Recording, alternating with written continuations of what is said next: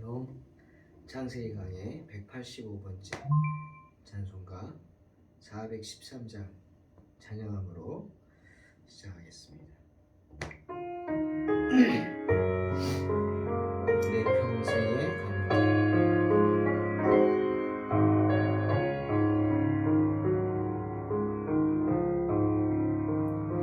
길, 내 평생에 가는 길 순탄하여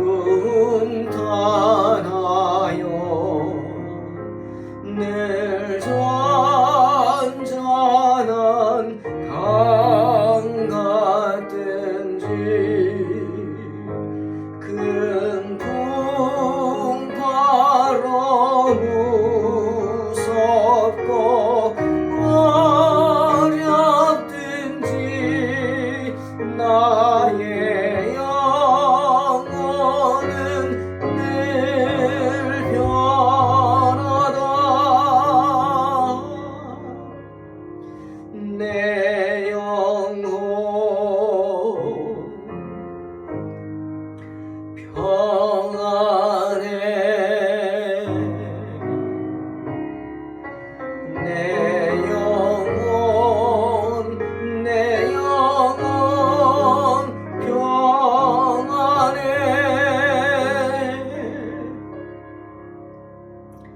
저 마귀는 우리를 삼키려고 이 벌리고 달려와도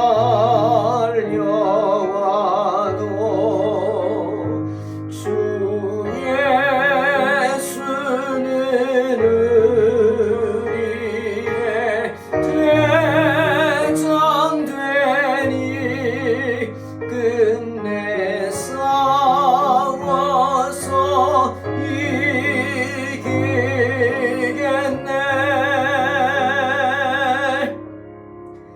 내 영혼 평안해. 내 영혼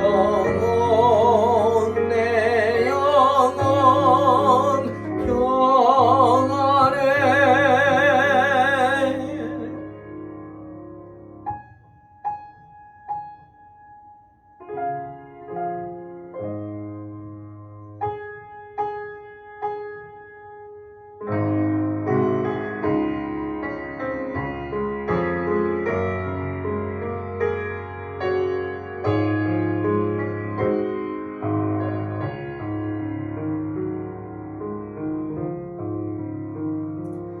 저 공중에 구름이 일어나며 큰 나팔이 울릴 때에 주 오셔서 세상을 심판해도 나의 영혼은 겁없겠네.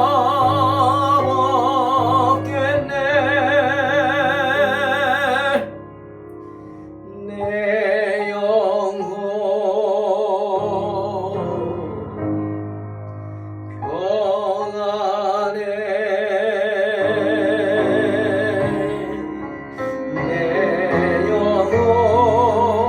내 영혼 평안해.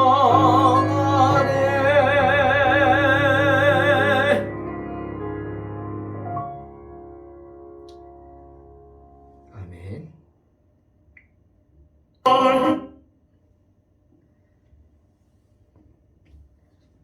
창세기 42장 1절로 6절입니다. 그때 야곱이 애굽에 곡식이 있음을 보고 아들들에게 이르되 너희는 어찌하여 서로 바라보고만 있느냐. 야곱이 또 이르되 내가 들은즉 저 애굽에 곡식이 있다 하니 너희는 그리로 가서 거기서 우리를 위하여 사오라. 그러면 우리가 살고 죽지 아니하리라 하매. 요셉의 형 10사람이 애굽에서 곡식을 사려고 내려갔으나 야곱이 요셉의 아우 베냐민은 그의 형들과 함께 보내지 아니하였으니 이는 그의 생각에 재난이 그에게 미칠까 두려워함이었더라. 이스라엘의 아들들이 양식 사러 간 자 중에 있으니 가나안 땅에 기근이 있음이라. 때 요셉이 나라의 총리로서 그 땅 모든 백성에게 곡식을 팔더니 요셉의 형들이 와서 그 앞에서 땅에 엎드려 절하매.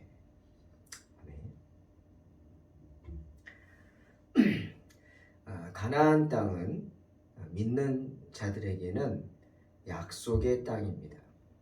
하지만 지금의 이스라엘 지역인 그곳은 옥토가 아닙니다. 광야 지대이죠. 아주 척박한 땅이라는 말입니다. 특히 사해 지역이라는 곳을 가보면 어떤 분이 그런 말을 합니다. 마치 지옥의 입구에 들어서는 것 같은 느낌이 듭니다. 사해는 그곳 사람들이 사해 바다라고 부를 정도로 갈릴리 호수보다 큰 호수입니다.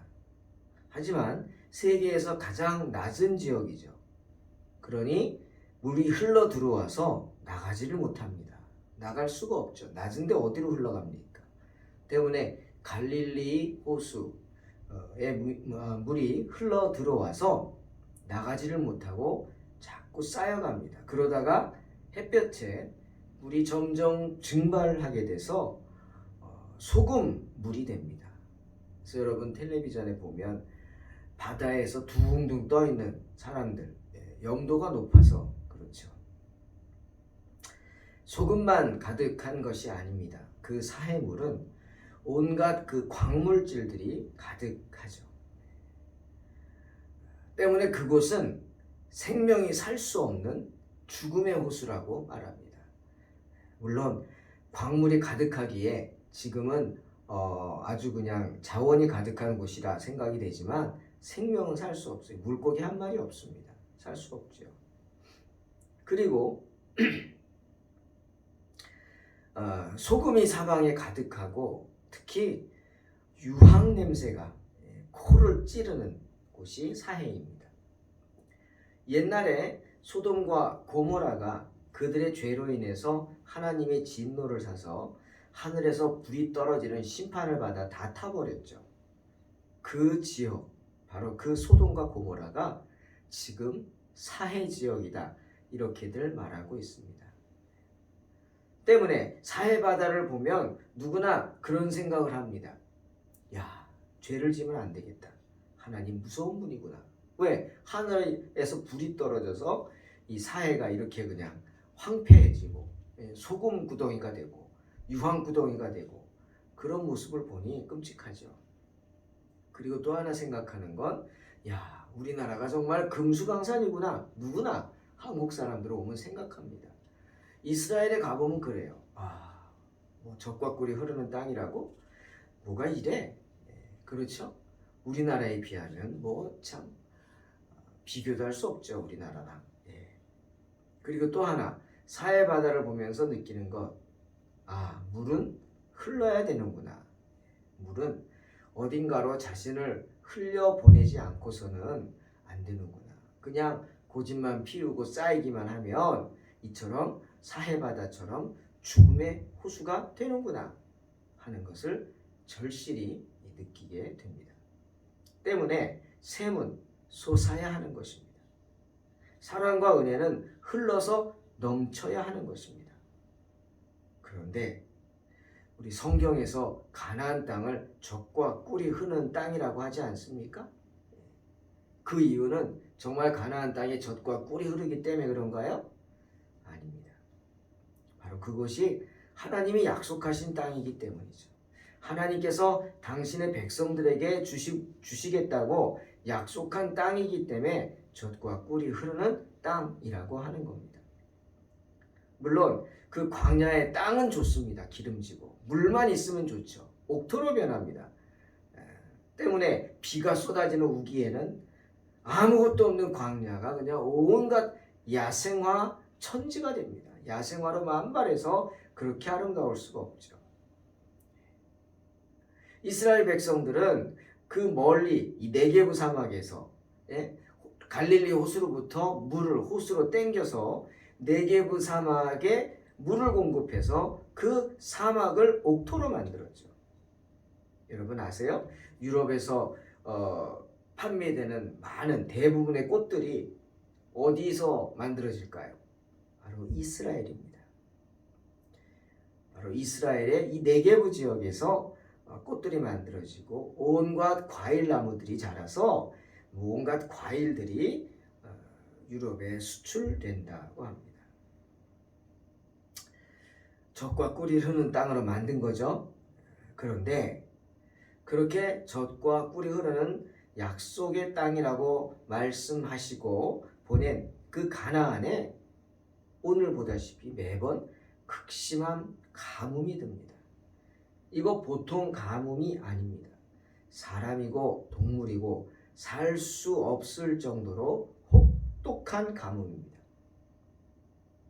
그런데 아브라함과 이삭과 오늘 야곱 모두가 당한 그런 고난이죠. 이유가 뭘까요?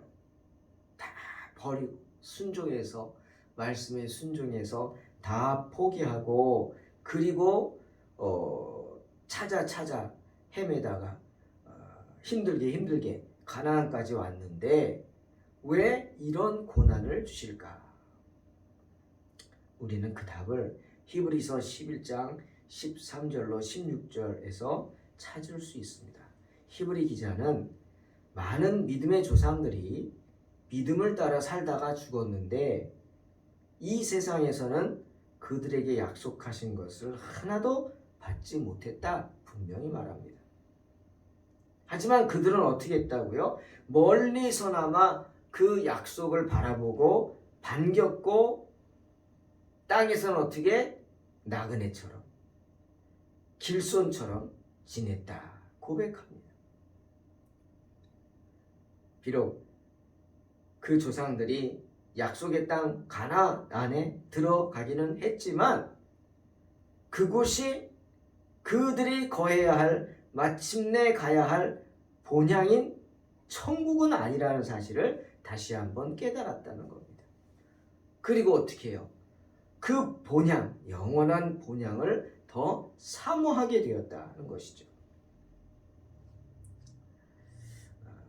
물론 가나안 땅에 갔을 때 이스라엘 백성들이 와 천국이다 라고 생각할 수도 있어요. 왜? 그들이 지금까지 살던 곳은 지내던 곳은 광야지대였어요. 광야가 어떤 곳이냐? 넓은 아파트 신축공사장 아시죠?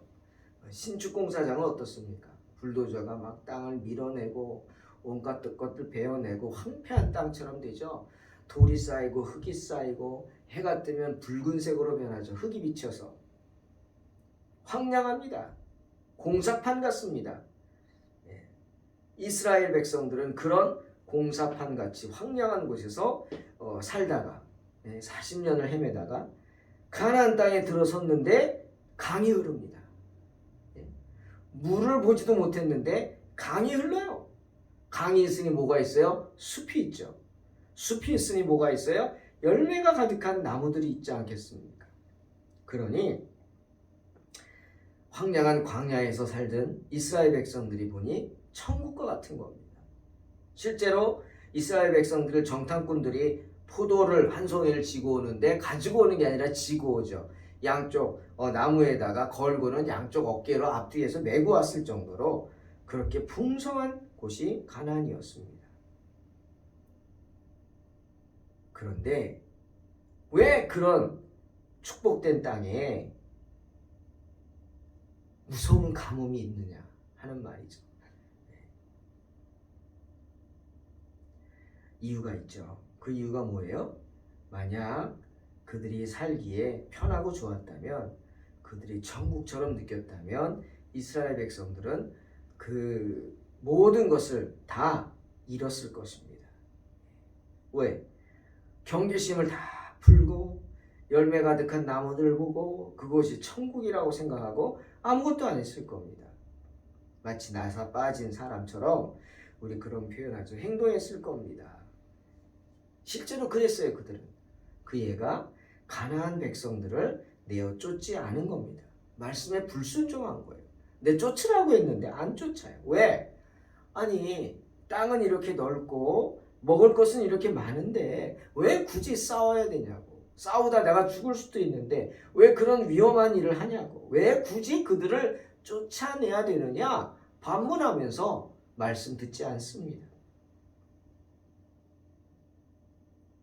마음이 좋아서?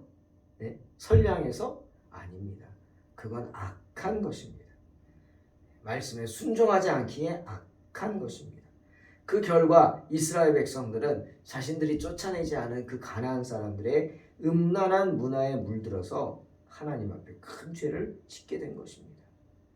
하나님은 그것을 경계하신 거예요. 그래서 당신의 자녀들에게 약속의 땅, 젖과 꿀이 흐르는 땅이라고는 했지만 고난을 주시고 시험을 주신 겁니다. 왜요? 히브리 기자 말처럼 이곳에 마음을 두고 살지 말라는 겁니다.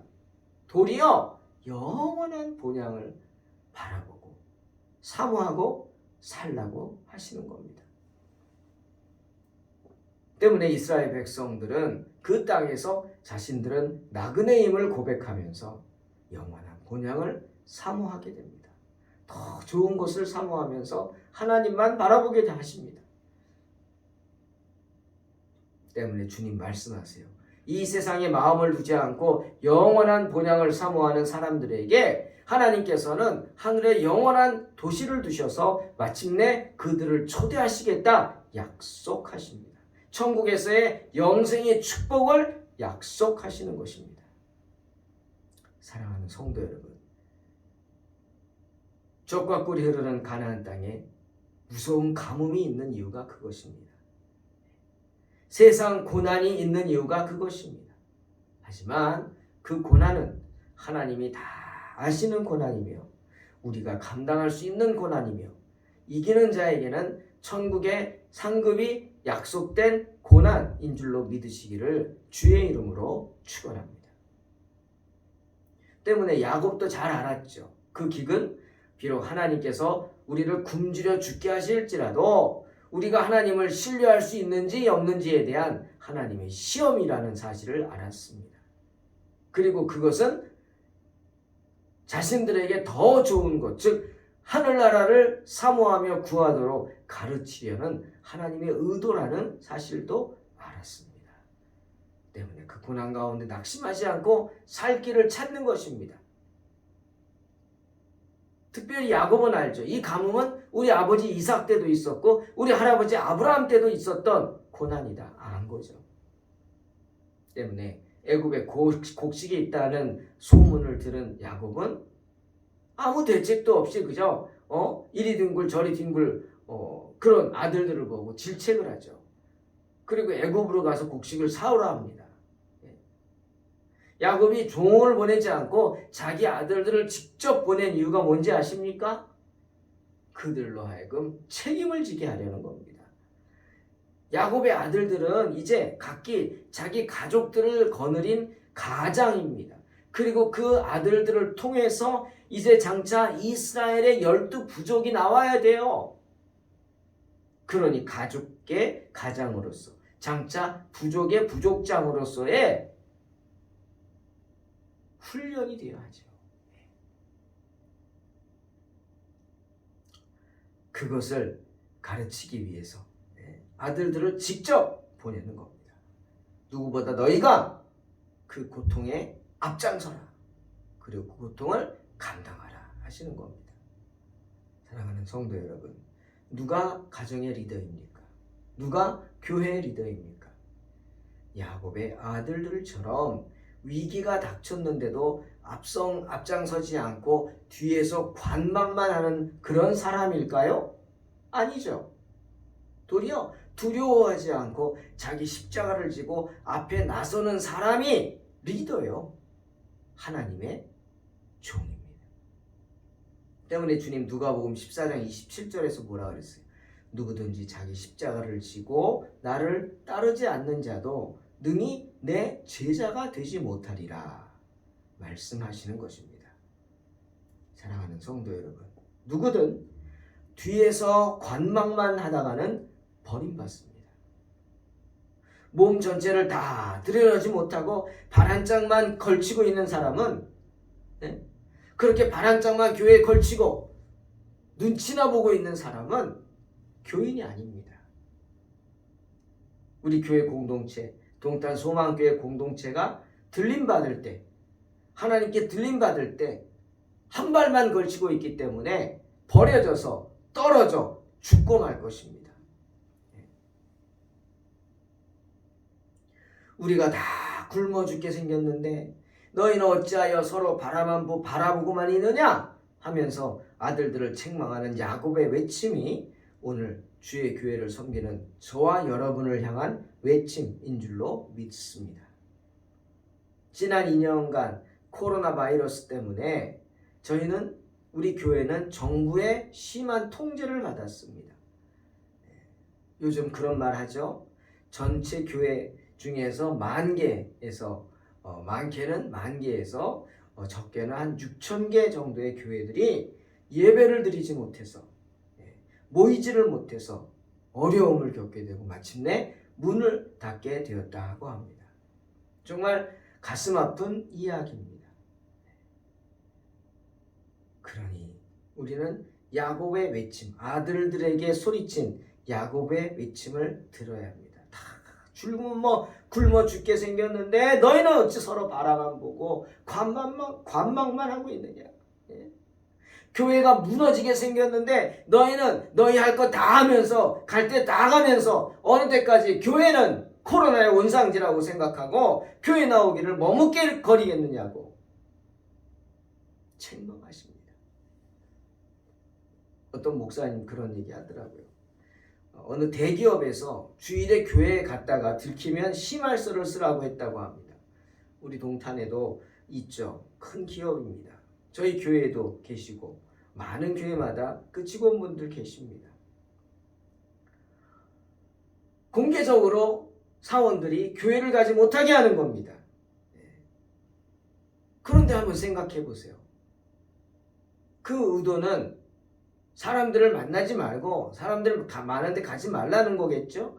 하지만 그 말 잘 듣고 교회 나오지 않는 사람들은 어떤 마음으로 그럴까요?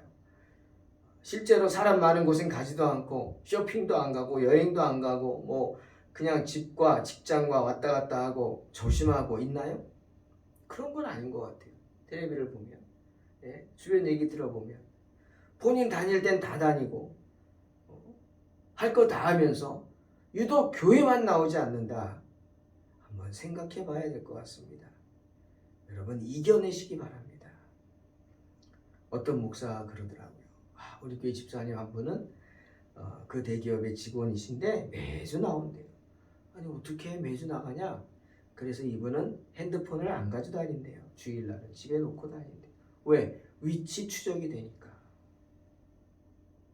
그렇게 핸드폰은 주일날 집에 놔두고 교회 나와 주일을 성수하는 분들도 많다는 겁니다. 참 그 말을 듣고 많은 걸 생각했습니다. 정말 생각해 볼 이야기가 아닙니까? 여러분의 신앙을 돌아보시기 바랍니다. 사랑하는 성도 여러분, 믿음 생활은요 누가 강요해서 되는 게 아닙니다. 그리고 누가 누구의 눈치를 보면서 하는 것도 아닙니다. 굳이 눈치를 본다면 하나님 눈치를 보시기 바랍니다. 자신의 가족은 물론 자신의 생명처럼 여기는 양들까지도 다 굶어 죽어가는데 나서서 어떻게 해볼 생각은 하지도 않고 지켜보면서 눈치나 보면서 관망만 하는 어리석은 야곱의 아들, 정말 한심하지 않습니까? 저와 여러분은 그렇게 책망받을 짓을 하는 어리석은 야곱의 아들들과 같이 되지 마시기를 주의 이름으로 축원합니다. 누가 무엇이라고 하기 전에 교회를 세우고 교회의 필요를 채워가면서 서로를 격려하는 복된 성도들이 되시기 바랍니다. 비록 많은 시간이 지났지만 마침내 요셉의 꿈이 이루어지지 않습니까? 요셉을 통한 하나님의 뜻이 이루어집니다. 요셉의 형들이 와서 요셉 앞에서 땅에 엎드려 절을 합니다. 베드로후서 3장 9절에서 베드로가 이렇게 말합니다. 주의 약속은 어떤 이들이 더디다고 생각하는 것 같이 더딘 것이 아니라 오직 주께서는 너희를 대하여 오래 참으사 아무도 멸망하지 아니하고 다 회개에 이르기를 원하시느니라 말씀하십니다. 사랑하는 성도 여러분, 꿈은 이루어집니다. 특별히 주님이 하신 약속은 반드시 이루어진다는 사실을 믿으시기를 주의 이름으로 축원합니다. 기도하겠습니다. 하나님 아버지, 우리가 꿈은 이루어진다고 말합니다. 그 꿈을 주님께 뒀을 때 분명코 그 꿈은 이루어질 줄로 믿습니다. 어려운 삶의 형편과 처지에서도 병약하여 병들었을 때에도 주님을 바라보게 하시고 주님을 찬양하며 주님 앞에 나아가 기도할 수 있는 복된 은혜를 허락하여 주시옵소서. 그리고 그 은혜를 절대로 빼앗기지 않게 하여 주시옵소서. 예수님의 이름으로 기도하옵나이다. 아멘. 믿음으로 승리하시기 바랍니다.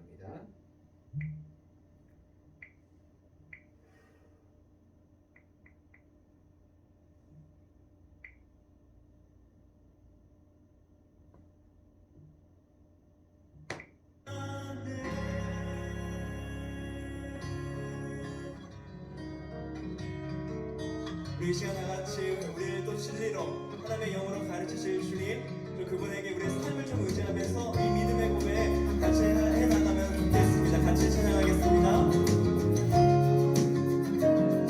우리 같이 내 평생에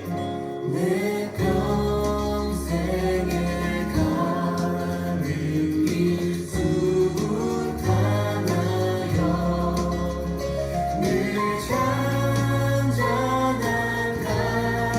같은지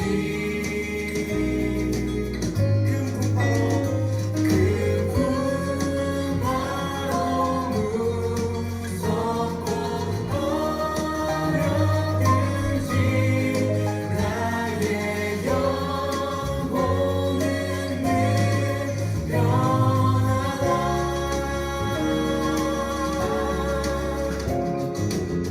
우리 2절 같이 고백하겠습니다. 저 마귀는